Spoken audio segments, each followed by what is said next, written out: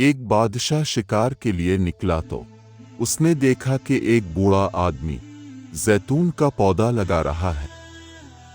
بادشاہ نے اس سے کہا، اے شخص، تم تو انتہائی بوڑھے ہو جبکہ زیتون کا درخت 30 سال کے بعد پھل دیتا ہے، پھر تم یہ پودا کیوں لگا رہے ہو؟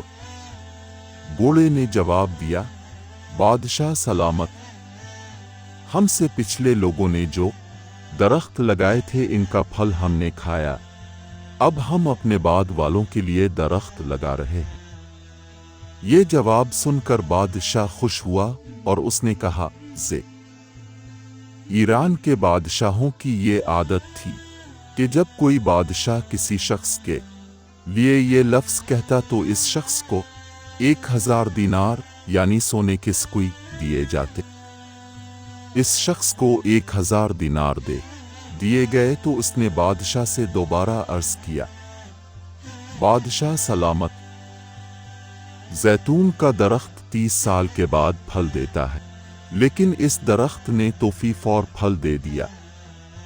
بادشاہ نے دوبارہ کہا اور بوڑھے کو 1000 دینار مزید دے دیے گئے۔ بوڑھے نے بادشاہ کی خدمت میں تیسری بار عرض کیا، بادشاہ سلامت، زیتون کا درخت سال میں 1 مرتبہ پھل دیتا ہے، جبکہ اس درخت نے تو ایک ہی وقت میں 2 مرتبہ پھل دے دیا ہے۔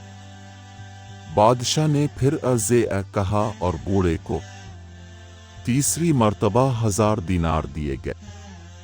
یہ منظر دیکھ کر بادشاہ کے ہمراہی قافلے کو لے کر جلدی وہاں سے روانہ ہو گئے اور کہنے لگے، اگر ہم اس شخص کے پاس کھڑے رہے تو بادشاہ کا سارا خزانہ خالی ہو جائے گا۔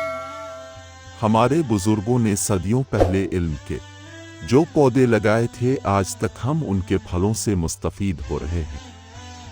اب ہماری یہ ذمہ داری ہے کہ اسلاف کے لگائے ہوئے ان پودوں یعنی ان کی کتابوں کی حفاظت اور الف نہیں عام کرنے کے ساتھ ساتھ علم کے ایسے نئے پودے بھی لگائیں جو ہماری آنے والی نسلوں کے لیے فائدہ مند ثابت ہوں۔